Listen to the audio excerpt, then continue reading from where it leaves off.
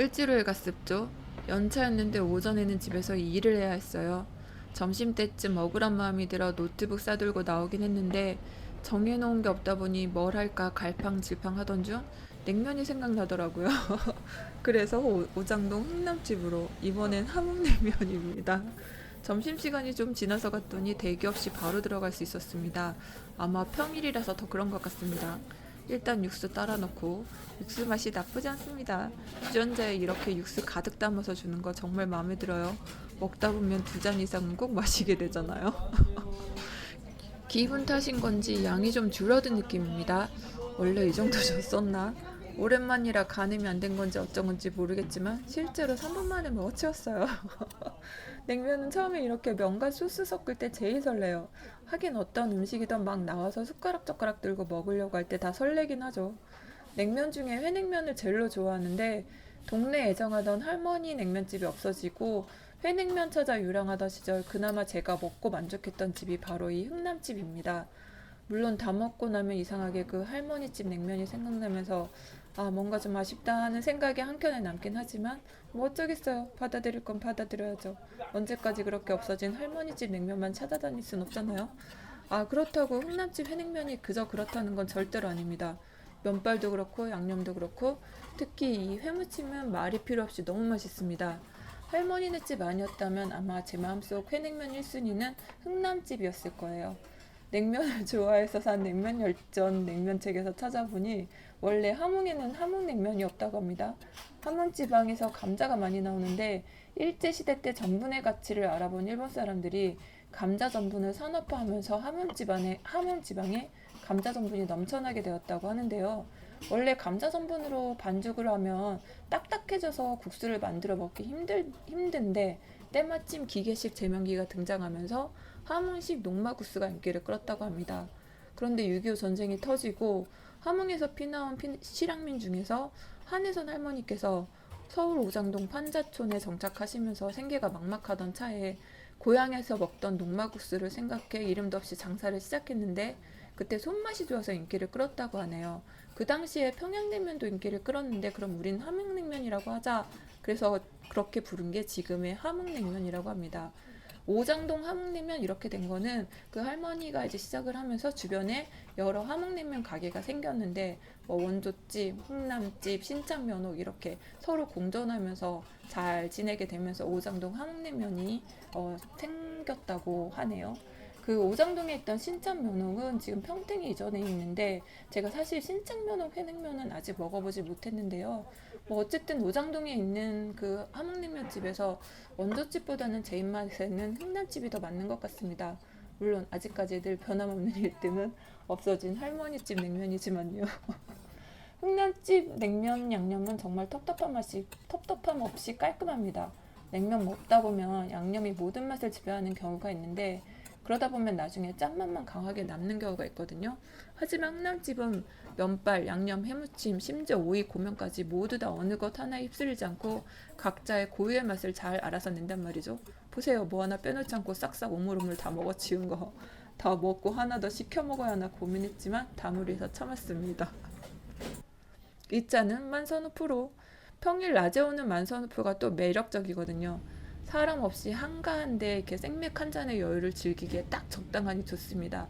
특히 만선우프는 저 노가리 황태와 저 소스가 진짜 킬포인트입니다. 원래 골뱅이도 맛있는데 회냉면을 먹었으니 골뱅이는 패스하고 노가리 황태 2마리와 생맥 한 잔을 주문해봅니다. 회사 일이 남아서 노트북 꺼내 일하면서 생맥을 같이 마셨죠. 일은 싫지만 생맥이 상쇄시켜주는구만요.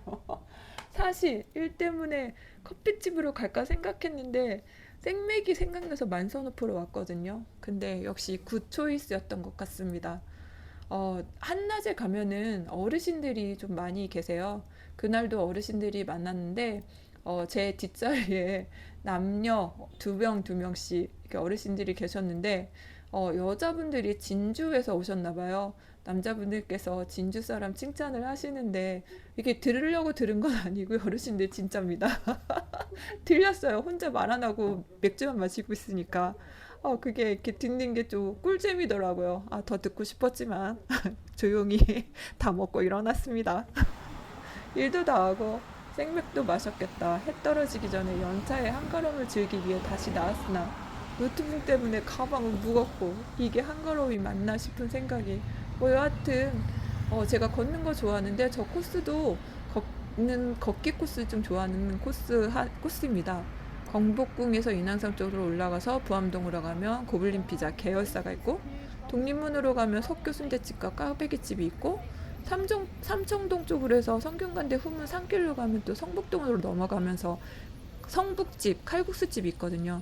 알고 보면 제가 걷는 이유는 다 먹기 위해서인 듯합니다. 여하튼 다 제쳐주고 오늘은 미리 점찍어둔 커피집 사직커피로 갔습니다. 제가 원래 이왕이면 커피보다는 맥주 이런 과였는데 나이가 점점 들어가면서 건강도 그렇고 또 MZ족과 따라다니면서 여러 커피집들을 방문하다 보니 커피와 음료 그리고 빵의 만남 이게 또 되게 이렇게 거부할 수 없는 매력이 있더라고요. 그래서 요즘은 혼자 커피집을 더 자주 다니고 있습니다. 오기 전에 괜찮은 집을 검색하다 혼자 조용함 분위기 훈남 사장님 이 키워드에 꽂혀서 와봤습니다. 분위기는 조용하니 진짜 괜찮았고요. 사장님도 훈남 맞으시고요. 다만 커피는 일반함에 스콘도 일반 스콘이었지만 혼자 조용하게 있고자 하는 사람에게는 정말 안성맞춤인 것 같습니다. 고즈넉 이 단어가 찰떡같이 어울리는 집이었습니다. 아주 조용하니 창밖으로 보이는 사직 터널도 되게 고즈넉했고요. 정말 괜찮았습니다. 저녁엔 퇴근한 동생과 둘째 조카를 만나 만나분식으로 갔습니다. 경복궁 근처 맛있는 떡볶이집 하니까 만나분식이 검색되길래 다음날 쉬는 날이니까 어떻게 와서 떡볶이 좀 맛보겠니? 하고 꼬시니까 떡볶이 광녀답게 알겠어 하면서 오더라고요. 만나분식 후기에 보니까 그 옛날 내가 먹던 이런 말이 많아서 기대감이 컸는데 정말 진짜 맛있었습니다. 쫄볶이 2인분을 시켰더니 저것 보세요. 따로 나오는 클래스 김밥이랑 어묵 국물도 맛나고 특히 튀김이 정말 맛있습니다. 요즘 오징어 튀김이 이렇게 커지고 부풀려져서 크기는 대왕인데 맛은 대왕만큼 떨어지는 것이 많잖아요. 이게 식감도 이렇게 퍼석퍼석하고 그런데 이 집 오징어 튀김은 진짜 찐인 것 같습니다. 제가 냉면 찾아 유랑하듯이 동생도 중고등학교 시절 먹었던 떡볶이 맛을 찾아 떡볶이 유랑을 다닙니다. 자매가 모두 유랑민 신세. 예전에 저희가 왕십리에 살았거든요. 근데 그때 EMI 학원이라는 곳이 있었는데 그 앞에 포장마차가 있었어요. 거기에서 파는 떡볶이가 정말 기가 막히게 맛있었단 말이죠. 아마 그 기준치가 그 떡볶이인 것 같습니다. 동생의 그 떡볶이 기준치가. 다른 맛의 맛있는 떡볶이 집은 몇 군데 찾았는데 본인이 원하는 그곳이다. 아마 그 떡볶이 집이겠죠.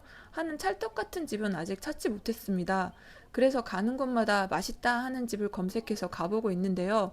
물론 이 집도 그 기억의 떡볶이 맛은 아닌 듯한데 동생 말이 떡이 뭐 자기 스타일이 아니라나 뭐 어쨌거나 뭐 까다롭게는 하지만 그래도 만족의 따봉을 줬으므로 따봉 이건 옛날 사람 뭐 여하튼 이 집은 우리 가족 떡볶이 맛집으로 즉석 선정되었습니다.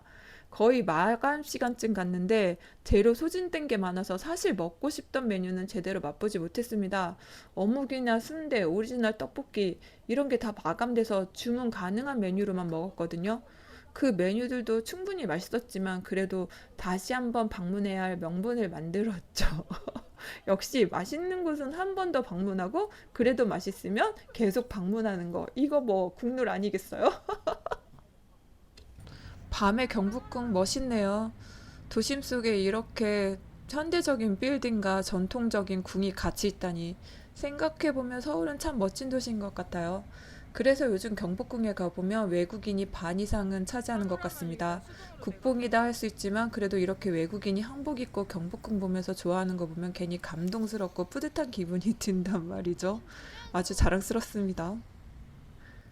교보문고로 엄마 꼬셔 쇼핑하러 가는 조카님. 많이 신났네요. 왜 그러는 거야? 귀여워.